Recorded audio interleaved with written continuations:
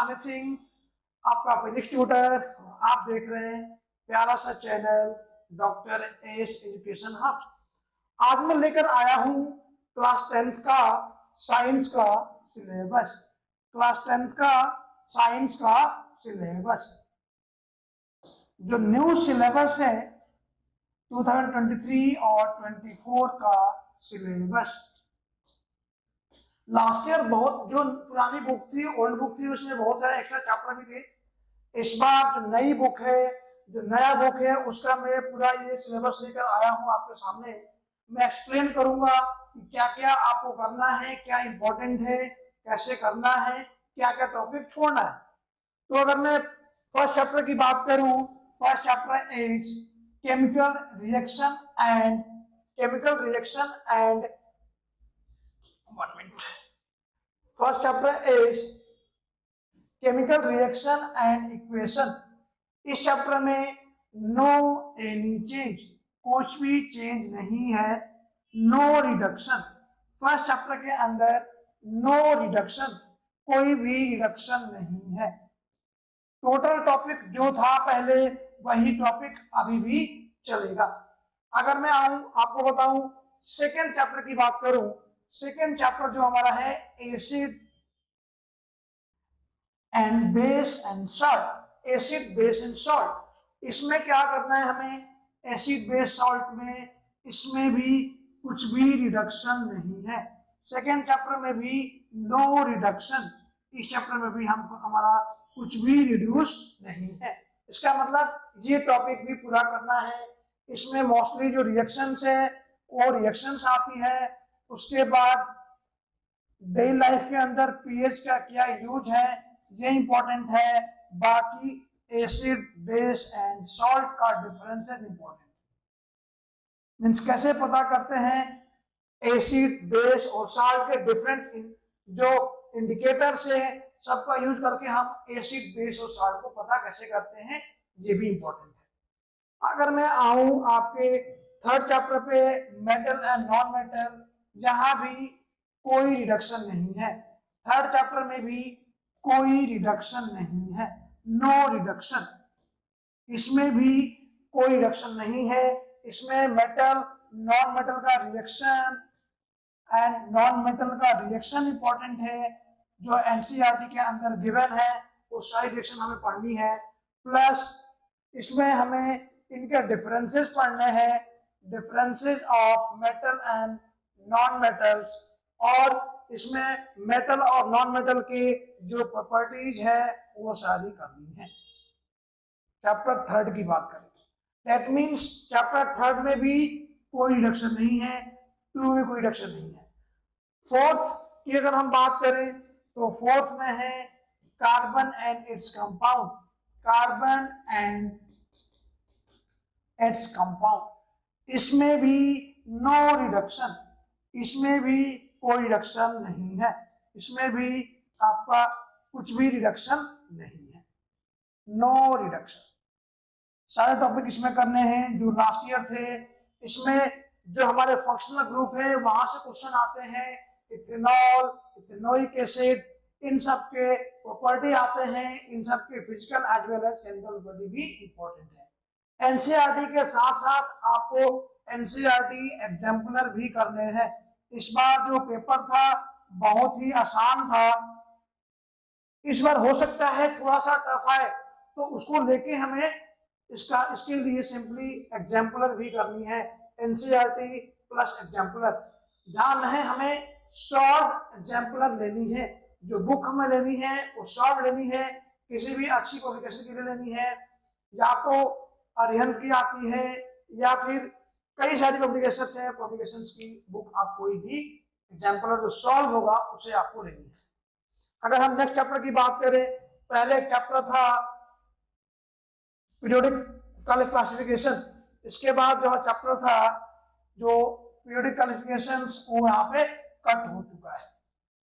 अब हम बात करते हैं जो नई बुक है उसमें चैप्टर 5 की बात करते हैं। उसमें क्या है, लाइफ प्रोसेस। लाइफ प्रोसेस के अंदर सारे टॉपिक करने हैं। इसमें भी नो रिडक्शन, इसमें भी कुछ भी रिड्यूस नहीं हुआ है। इस चैप्टर में भी कोई भी रिडक्शन नहीं है। अगर हम बात करें कंट्रोल एंड कोऑर्डिनेशन के, इसमें भी नो रिडक्शन। चैप्टर 6 में भी नो रिडक्शन। इसमें भी जो एनसीईआरटी है उसके सारे टॉपिक करने हैं, उसके सारे डायग्राम हमें बार बार प्रैक्टिस करने हैं, क्योंकि जो डायग्राम्स होते हैं 99% एनसीईआरटी से आते हैं। अगर मैं नेक्स्ट टॉपिक की बात करूं, हाउ डू ऑर्गेनिज्म रिप्रोड्यूस, इसमें भी कोई रिडक्शन नहीं है, नो रिडक्शन। जो नई बुक है उसमें नो रिडक्शन, जो लास्ट वाली बुक थी उसमें भी, पुरानी जो बुक थी उसमें भी कोई रिडक्शन नहीं है। पुरानी बुक, मैं नई बुक लेके यहाँ पे आया हूँ। ओल्ड बुक और न्यू बुक में डिफरेंस ये है, उसमें चैप्टर थोड़े से ज्यादा थे, इसमें चैप्टर, इसमें जो जो नहीं है सिलेबस में उसको रिड्यूस कर दिया गया है। तो मैं इसीलिए नई बुक लेकर आया हूँ, जिससे हमें कंफ्यूजन ना हो। तो कई बच्चों के पास ओल्ड बुक होगी, तो ओल्ड बुक में जो जो टॉपिक्स नहीं है ये उसको कट कर देंगे, उसको नहीं पढ़ेंगे। चलिए, चलो अब मैं आगे बात करता हूँ हेरिडिटी की। पहले चैप्टर 8 के अंदर एक था heredity and evolution. Heredity and evolution, ये जो ओल्ड एनसीईआरटी थी, ओल्ड एनसीईआरटी में ये इवोल्यूशन भी था, तो हमें इवोल्यूशन नहीं करना है। इवोल्यूशन क्या है? रिड्यूस है। मीन्स ओल्ड एनसीईआरटी के अंदर अगर हम जाते हैं तो वहां पे इवोल्यूशन टॉपिक रिड्यूसेज है। नेक्स्ट बात करते हैं हम लाइट के अंदर आते हैं, फिजिक्स के अंदर आते हैं। ये हमारा फिजिक्स पार्ट हो गया। बट फिजिक्स के अंदर मात्र 2 ही चैप्टर के अंदर एनसीईआरटी है। मैं चैप्टर 9 की बात करूं, लाइट रिफ्लेक्शन एंड रिफ्रैक्शन, तो इसमें नो एनी डेरिवेशन, कोई भी डेरिवेशन नहीं करनी है हमें। कई सारे बच्चे इसकी डेरिवेशन करने लगते हैं, लेंस इक्वेशन की, लेंस फार्मूला का, वो डेरिवेशन हमें नहीं करनी है। बाकी इसमें न्यूमेरिकल करनी है, लेंस और मिरर दोनों का, तो दोनों टॉपिक है, लेंस एंड मिरर और इमेज फॉर्मेशन, ये सारे टॉपिक है। उसमें टॉपिक इसमें रिड्यूस नहीं है, इसमें कुछ भी टॉपिक रिड्यूस नहीं हुए हैं। अगर मैं नेक्स्ट चैप्टर की बात करूं, human I and colourful world, इसमें रिडक्शन हुआ है। इसमें जो रिडक्शन है वो क्या है? जो चैप्टर, अगर मैं बात करूं 10 चैप्टर की बात करूं, इसमें रिड्यूस हुआ है सिलेबस। इसमें हुआ है सन वाला, डिले,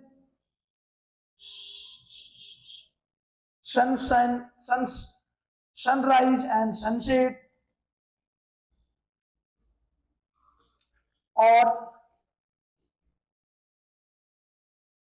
एक्चुअल पोजीशन ऑफ सन, ये भी हमें नहीं करनी है। ये टॉपिक चैप्टर 10 से रिड्यूस है, इसे हमें अवॉइड करना है। अगर फिजिक्स में बात करूं, फिजिक्स के मात्र में हमारे पास इलेक्ट्रिसिटी और लाइट, इन्हीं 2 चैप्टर्स में न्यूमेरिकल करने हैं, इन्हीं 2 चैप्टर्स में न्यूमेरिकल है।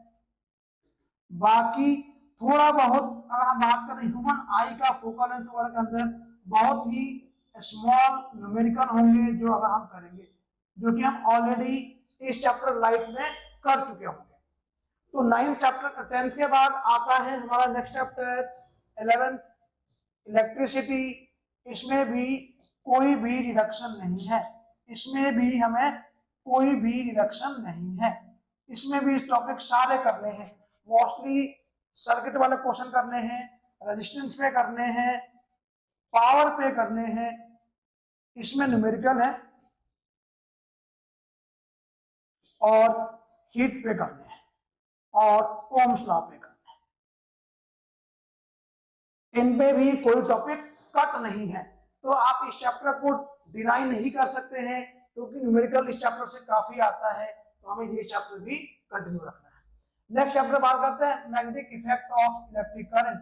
इसमें जो टॉपिक रिड्यूस है, चैप्टर नंबर अगर हम बात करें, चैप्टर नंबर 12 की बात करें, इसमें भी चैप्टर टॉपिक क्या है? कुछ रिड्यूस्ड है। रिड्यूस्ड में क्या है अगर हम बात करें तो electromagnetic induction, EMI, electromagnetic induction है जो टॉपिक नहीं है, इलेक्ट्रोमैग्नेटिक इंडक्शन। और क्या नहीं है इसमें हम बात करें तो, और इसमें एसी जनरेटर नहीं है, और क्या नहीं है, मोटर नहीं है। ये 3 टॉपिक सिलेबस में नहीं है, इसलिए हमें नहीं करने हैं। ओल्ड एनसीईआरटी में है, नई बुक में सिलेबस में नहीं है। अगर मैं नेक्स्ट टॉपिक चैप्टर की बात करूं, आवर एनवायरमेंट, इसमें टॉपिक कोई नहीं है, और इसमें भी कोई टॉपिक चैप्टर 13 की बात करूं, नो रिडक्शन, इसमें भी कुछ रिड्यूस नहीं है। तो हमने देखा सारे चैप्टर, पहले 16 चैप्टर थे, उससे से रिड्यूस होकर के केमिस्ट्री में एक चैप्टर नहीं है, एक चैप्टर फिजिक्स में नहीं है, एक चैप्टर केमिस्ट्री में रिड्यूस हुआ है। फिजिक्स, केमिस्ट्री और बायो में तीनों में एक चैप्टर रिड्यूस हो गया है। अगर हम इसमें बात करें, केमिस्ट्री की बात करें, तो केमिस्ट्री में पीरियोडिक क्लासिफिकेशन रिड्यूस हो चुका है, नहीं है। फिजिक्स में बात करें, फिजिक्स में भी और एनवायरनमेंट के साथ थे हमारे पास जो सोर्सेज ऑफ एनर्जी थी, वो चैप्टर नहीं है। तो ये सारे चैप्टर हम देखें, एक चैप्टर रिड्यूस है। और बायोलॉजी में हेरिडिटी के अंदर नो इवोल्यूशन, जो इवोल्यूशन चैप्टर है, टॉपिक था, वो कट चुका है। तो अभी हमने देखा सीबीएसई 2023-24 का सिलेबस। मैं आपको यही बोलूंगा कि एनसीईआरटी फॉलो करें, प्लस एनसीईआरटी के साथ साथ हमें एक शॉर्ट एनसीईआरटी एग्जाम्पलर ले लें। इससे आपके 100% गारंटी होगी, साइंस में 100 नंबर लाने में बहुत ही इजी होगा। तो होप सभी बच्चे समझ गए होंगे सिलेबस के बारे में। बाकी किसी को अगर कुछ डाउट आता है तो कमेंट सेक्शन में जरूर लिखें, मैं उसको सॉल्व करूंगा। और बच्चे मिलते हैं अगली क्लास में, तब तक के लिए नेक्स्ट वीडियो मिलते हैं। बाय बाय बच्चों।